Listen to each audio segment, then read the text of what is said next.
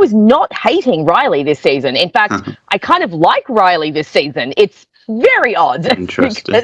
Riley, because I'm still not a fan. I still find him boring. But I think what's interesting is, because I've now rewatched the show several times, I think he's just there for me, and I just accept him as being there. And because I'm into a lot of the other stuff, it doesn't really bother me. It's like the romance with Buffy, I don't really feel. So that's the problem. So when they're just focusing on the romance, those scenes are weaker because I just don't think they've got chemistry, those two. Definitely has his good moments, but it's like, I think it's a bit like a season 7 character who we'll talk to when we get there, who's hated by the fandom. I think you know who I mean. Yeah. But I think it's similar with her, where over time I've just watched the show enough, and I've just accepted they're there. And for me, they don't really drag things down as much as they used to. When we get to season 5, we will have lots to talk about with the direction they take Riley's character.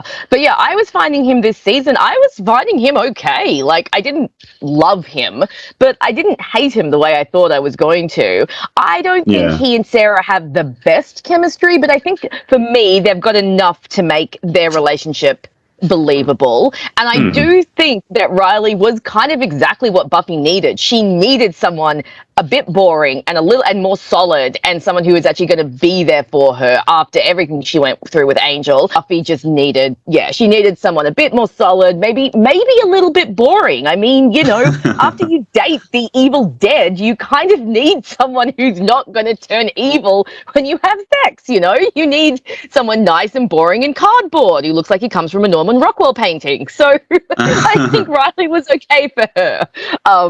But we'll talk more about Riley as the season goes on. Because I've heard, and I think this is where they've cast him well, is I've heard that is the real actor. Like, he is really, this sort of down-to-earth sort of farm boy. I can definitely picture that. Yeah, he's got that look. Although he's not the best character, Riley's first scene is actually pretty solid. Like, having books dumped on his head. Yeah, that's actually a little bit of a meet cute. Good way to date. Impression, they were shipping Willow and Riley at one point. It does seem like that at first, doesn't it? Yeah. I don't think that was the intent. I think they were just supposed to be... I think they were just trying to show that Willow is more comfortable than Buffy is. But no, I definitely picked up on some vibes between Willow and Riley. I was like, okay, this is a little odd, Again, it doesn't stick around for long, but I definitely see where you're coming from. But I do think it was, more supposed to be showing that Willow's just, she's adjusting easier to college than Buffy is. Maybe at that point in the season, they didn't know exactly where they were going, because they probably knew at that stage when Seth Green was leaving. I'm guessing they knew because he left because he was doing more movies, basically. Yeah, wasn't it? But I'm pretty sure that they thought that they were going to have him for the whole season. That's why they were setting up that Veruca storyline. And then, Seth left because he was doing Austin Powers. One of Riley's highlights this season is punching Parker out. That was definitely really satisfying when Riley punched him out. I think Riley's attempts at flirting with Buffy are horribly awkward and also kind of cute, especially when he just kind of picks up the cheese cube and he's like, cheese? And she's like, what? The one when they're out hunting for Spike, and Riley's like, he finds her on the park bench. He's like, "Are you drunk?" And she's like, "Yes, go report me." And he's like, "Come on, I'm taking you home." And she's like, "Well, maybe I'm going to take you home." And they have this great little back and forth. So at this point, I do want to make actually one of my complaints with Riley this season.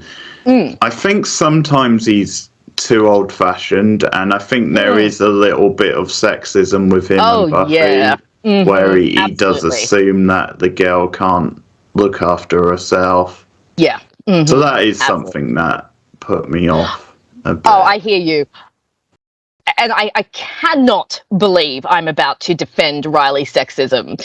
But I guess in this moment, he is, as far as he knows, Buffy is just a regular college student. Yeah. He knows that there is a very dangerous vampire out there, and he sees this tiny, petite little blonde thing sitting on a bench by herself. I'd probably assume that she needed help too, but I do agree that it's definitely coming more from like a sexist kind of like, oh, because I think Buffy even says that. She even says to Riley, "What, you think that men can take care of themselves and women need help?" And he's like, "Yes," and she's like, "That is so Yeah. Teutonic," and I'm like, "Yeah, that's a bit shit, Riley." It's And you do see that with Riley, especially again when we get to season 5, we'll have some big talks about Riley. But I agree that he's got that kind of Southern sexism, I'm the chivalrous man kind of thing going on.